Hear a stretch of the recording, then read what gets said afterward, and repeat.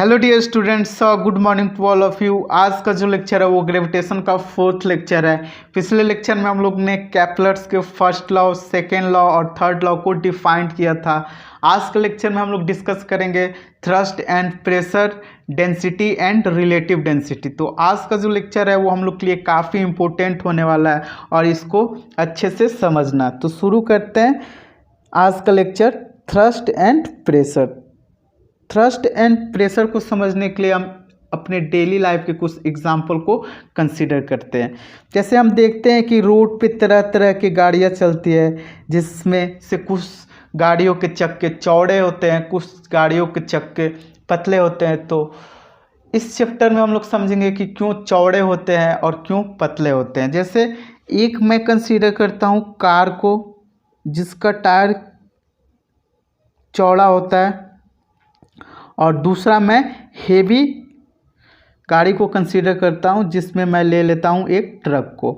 तो ट्रक में हम क्या देखते हैं कि ट्रक का चक्का जो होता है, टायर होता है, वो क्या होता है, चौड़ा होता है। ट्रक का टायर क्या होता है, चौड़ा होता है।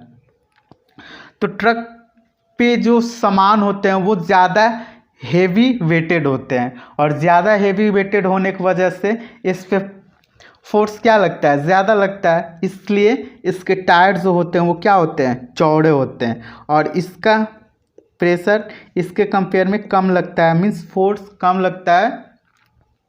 तो इसके चक्के क्या होते हैं, इसके कंपेयर में कम चौड़े होते हैं। जैसे साइकिल को भी देख सकते हो कि साइकिल का जो टायर होता है वो पतला होता है, क्योंकि साइकिल पे एक ही पर्सन बैठता है, जिसका वेट क्या होता है, कम होता है।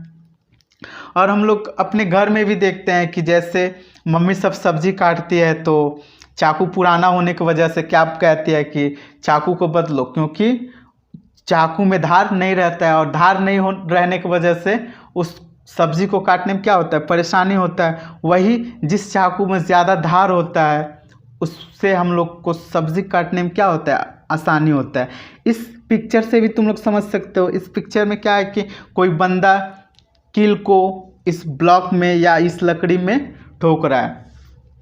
तो यहाँ पे हम क्या देखते हैं कि कील अगर नुकीला है तो उसको इस लकड़ी में ठोकने में क्या होता है, आसानी होता है। वही कील नुकीला नहीं हो तो वो क्या होता है, दिक्कत, मतलब थोड़ा प्रॉब्लम होता है इसको ठोकने में। तो बात करते हैं हम थ्रस्ट का। थ्रस्ट को हम लोग कैसे डिफाइन करेंगे, It is force acting on an object perpendicular to the surface area is known as thrust. Thrust क्या होता है, कोई भी पूछे, जैसे पूछे thrust क्या होता है, तो thrust को बोलोगे यह एक प्रकार का क्या होता है, फोर्स होता है। thrust क्या होता है, एक प्रकार का फोर्स होता है जो किसी ऑब्जेक्ट के सरफेस के परपेंडिकुलर लगता है। सरफेस के क्या लगता है, परपेंडिकुलर लगता है। सरफेस के क्या लगता है, परपेंडिकुलर लगता है। तो किसी भी ऑब्जेक्ट पे अगर फोर्स परपेंडिकुलर लगता है तो वहाँ पे जो फोर्स होगा वो क्या होगा, थ्रस्ट के फॉर्म में होगा। इसका ऐसा यूनिट क्या होता है, न्यूटन होता है, क्योंकि थ्रस्ट जो होता है वो फोर्स होता है, it is force.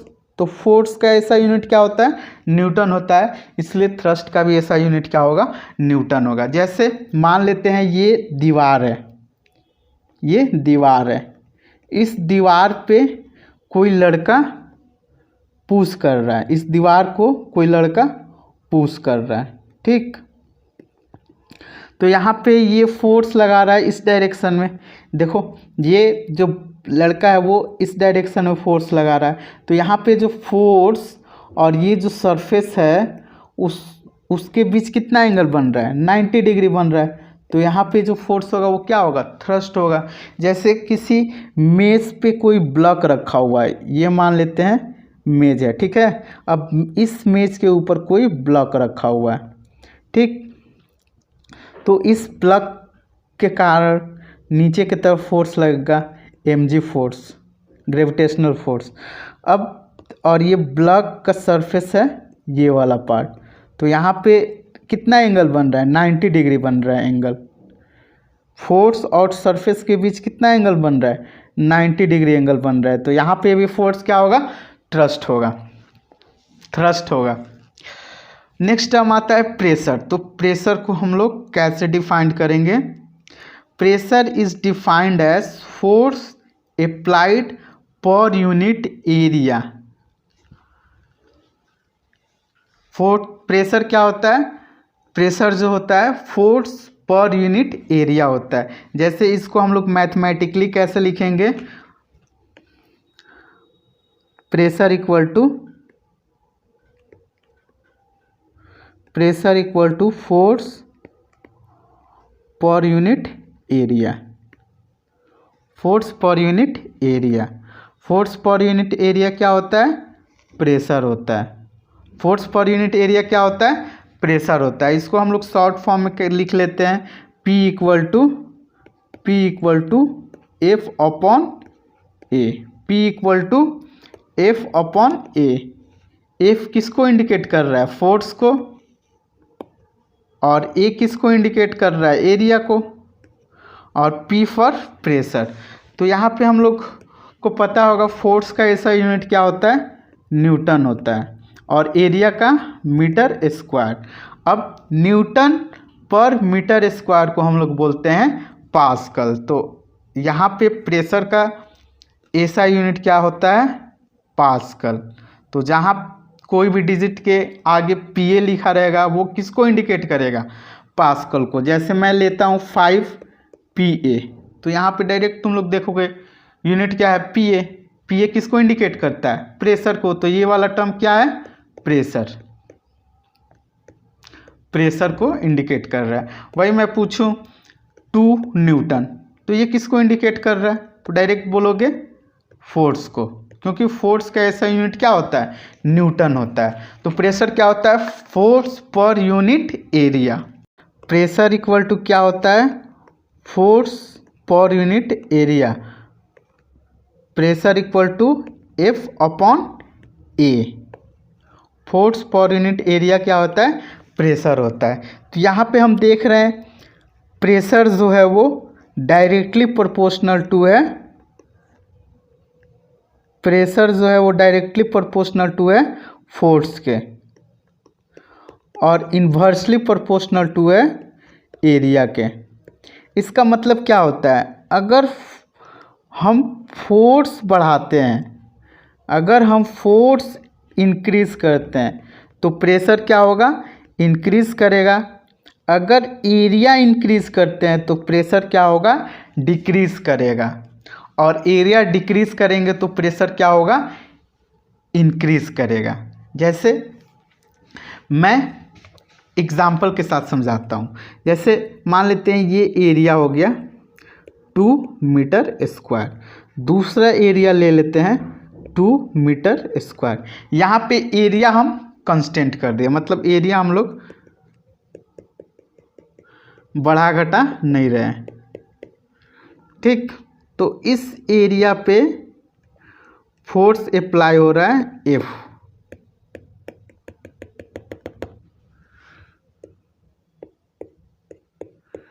Force F equal to 10 newton apply हो रहा है, और इस एरिया पे फोर्स लग रहा है F equal to 20 Newton.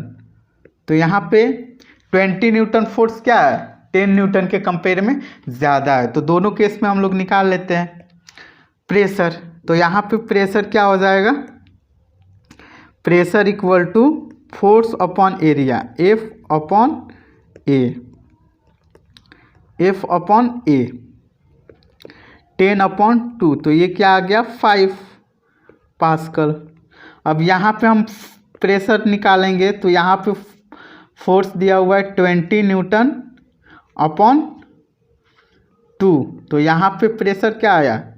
10 PA। तो यहाँ पे देखो हम फोर्स बढ़ाए हैं, यहाँ पे फोर्स 10 था, यहाँ पे फोर्स 20, तो फोर्स बढ़ाएं तो यहाँ पे प्रेशर क्या आया? पहला केस में प्रेशर आया है 5 पास्कल, वही दूसरा केस में प्रेशर कितना आया है? 10 पास्कल। तो यहाँ पे हम लोग समझ गए कि फोर्स बढ़ाने से प्रेशर क्या होगा? बढ़ेगा। दो एरिया को हम कंसीडर करते हैं। ये मान लेते हैं एरिया 1 हो गया, एरिया 1, और ये मैं ले लेता हूँ एरिया 2। ठीक है, एरिया 2 को मैं मान लेता हूँ A = 4 मीटर स्क्वायर, और छोटा वाला एरिया को मैं मान लेता हूँ A = 2 मीटर स्क्वायर। अब इन दोनों एरिया पे फोर्स अप्लाई कर देता हूँ मैं, F = 20 न्यूटन। फोर्स कितना अप्लाई किया है? 20 न्यूटन। इस एरिया पे भी फोर्स हम अप्लाई कर देते हैं, F = 20 न्यूटन। तो यहाँ पे हम प्रेशर फाइंड करते हैं, तो प्रेशर का वैल्यू क्या होता है? P = 20/2। तो यहाँ पे प्रेशर कितना है? Pressure = 10 pascal. अब इस केस में मैं निकाल लेता हूँ प्रेशर = 20/4। तो यहाँ पे प्रेशर कितना आया? प्रेशर = आया 5 पास्कल। तो यहाँ पे हम क्या देख रहे हैं? इस वाले एरिया में ज़्यादा प्रेशर लगा और इस वाले एरिया में कम प्रेशर लगा। तो एरिया हम घटाएंगे तो प्रेशर क्या होगा? बढ़ेगा, और एरिया बढ़ाएंगे तो प्रेशर क्या होगा? घटेगा, क्योंकि प्रेशर जो होता है वो इन्वर्सली प्रोपोर्शनल टू एरिया होता है और डायरेक्टली प्रोपोर्शनल टू फोर्स। तो फोर्स बढ़ाएंगे तो प्रेशर बढ़ेगा, फोर्स घटाएंगे तो प्रेशर घटेगा। यही रीज़न है कि ज़्यादा वेटेड गाड़ी का जो टायर होता है वो चौड़ा होता है, और कम वेटेड जो गाड़ी होता है या जिस पे कम लोड लगता है उसका टायर क्या होता है? कम चौड़ा होता है। ठीक है, तो प्रेशर = क्या हम लोग ने फाइंड किया? Force upon area. तो यहाँ पे हम 3 टर्म देख रहे हैं, FPA। तो इन्हीं 3 टर्म में से कोई 2 टर्म दिया रहे, एक टर्म फाइंड करना है तो फाइंड करेंगे। जैसे प्रेशर दिया रहे, एरिया दिया रहे तो फोर्स फाइंड करेंगे, फोर्स दिया रहे, एरिया दिया रहे तो प्रेशर फाइंड करेंगे। तो यहाँ पे F = क्या हो जाएगा? F = PA। F = क्या हो जाएगा? PA। वही बात करें A = क्या हो जाएगा? तो A = हो जाएगा F/P। तो ये 3 फार्मूला याद करने से अच्छा है एक फार्मूला को अच्छे से याद कर लेना। समझते हैं डेंसिटी एंड रिलेटिव डेंसिटी। तो सबसे पहले हम लोग समझते हैं डेंसिटी क्या होता है। जैसे हम अपने आसपास बहुत सारे ऑब्जेक्ट को देखते हैं, जैसे हवा, पानी, लोहा, लकड़ी, तो इन सारे ऑब्जेक्ट का अपना अपना डेंसिटी होता है। तो डेंसिटी को हम लोग कैसे डिफाइन करेंगे? Density is defined as mass per unit volume.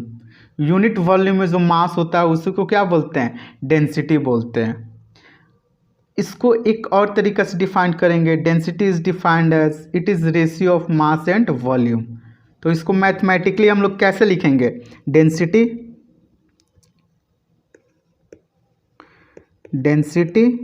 = Mass upon volume. Density = mass upon volume. ये हम लोग ने मैथमेटिकली लिखा। इसी को हम लोग कैसे बोलेंगे? यूनिट वॉल्यूम में जो मास होता है उसी को बोलते हैं डेंसिटी, या ratio of mass and volume is known as density. तो यहाँ पे डेंसिटी को हम लोग रो से लिखते हैं और मास को m से लिखते हैं। मास का ऐसा यूनिट केजी होता है। वॉल्यूम को हम v से लिखते हैं, वॉल्यूम को मीटर क्यूब होता है। तो यहाँ पे डेंसिटी = क्या आ गया? मास अपॉन वॉल्यूम। जैसे हम एग्जाम्पल से कंसीडर करते हैं, ये हमारे पास v वॉल्यूम का एक गुब्बारा है जिसके अंदर एयर भरा हुआ है, जिसके अंदर क्या है? एयर। और सेम साइज का एक और गुब्बारा ले लेते हैं जिसके अंदर क्या भरा हुआ है? वाटर भरा हुआ है। इसके अंदर क्या भरा हुआ है, वाटर। वाटर, तो वाटर का मास एयर से क्या होता है, ज़्यादा होता है। तो वाटर का मास मान लेते हैं 2 kg और एयर का मास मान लेते हैं 1 kg। यहाँ पे वॉल्यूम देखो, यहाँ पे वॉल्यूम क्या है, सेम है, तो इसका वॉल्यूम भी v है, इसका वॉल्यूम भी v है। तो मैं वॉल्यूम ले लेता हूँ, वॉल्यूम कितना ले लूँ, 1 ले लेता हूँ या 2 ले लेता हूँ, 2 मीटर क्यूब, और इसका वॉल्यूम 2 मीटर क्यूब। तो देखो यहाँ से हम लोग डेंसिटी इसका निकालते हैं, फिर इसका डेंसिटी। तो इसका डेंसिटी क्या होगा, एयर जो भरा हुआ है बैलून में, तो density of air equal to क्या हो जाएगा, मास 1/2। तो यहाँ पे कितना आया density, 1/2 0.5 kg per metre cube. तो यहाँ पे डेंसिटी ऑफ एयर कितना आ गया, 0.5। अब इस केस में हम डेंसिटी फाइंड करेंगे, रो वाटर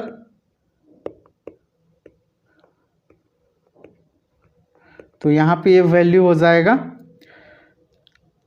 2/2, तो ये वैल्यू आ जाएगा 1 kg पर मीटर क्यूब। तो यहाँ पे हम लोग डेंसिटी ऑफ वाटर क्या देख रहे हैं, डेंसिटी ऑफ वाटर जो आया वो 1 आया और इसका आया वैल्यू 0.5, जबकि दोनों का वॉल्यूम क्या था, सेम था।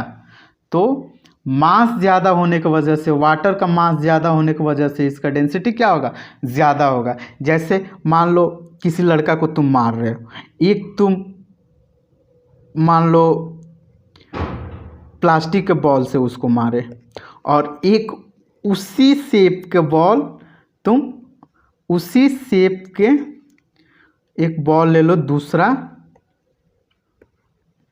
जो लोहा का है, आयरन का, तो इसका मास क्या होगा इसके कंपेयर में, ये प्लास्टिक है, ये प्लास्टिक है और ये आयरन है, तो आयरन का मास ज़्यादा होगा। आयरन का मास ज़्यादा होने की वजह से डेंसिटी क्या होगा, डेंसिटी ऑफ आयरन ज़्यादा होगा डेंसिटी ऑफ प्लास्टिक। ठीक है, तो जिस ऑब्जेक्ट का मास ज़्यादा होगा उसका डेंसिटी क्या होता है, ज़्यादा होता है। इस बात को ध्यान रखना। तो यहाँ पे डेंसिटी के फॉर्मूला में 2 वैल्यू आते हैं, पहला मास और दूसरा वॉल्यूम। ठीक है, तो यहाँ पे भी 3 टर्म में से कोई 2 दिया रहेगा, तो हम लोग को तीसरा टर्म फाइंड करना है। तो इस फॉर्मूला को याद कर लेना, इस फॉर्मूला को याद कर लेना, density equal to mass upon volume. और नेक्स्ट हम लोग समझते हैं रिलेटिव डेंसिटी क्या होता है। तो रिलेटिव डेंसिटी को हम लोग डिफाइंड करेंगे, it is defined as ratio of density of substance to the density of water. Density of substance to the density of water क्या होता है, रिलेटिव डेंसिटी। तो relative density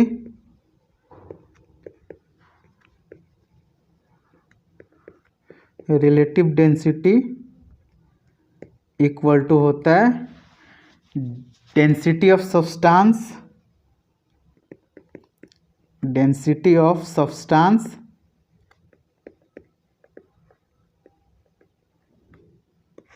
to density of water.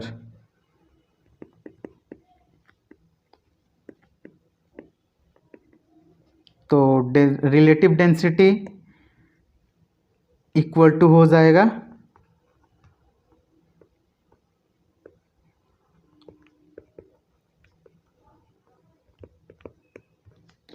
Density of substance upon density of water.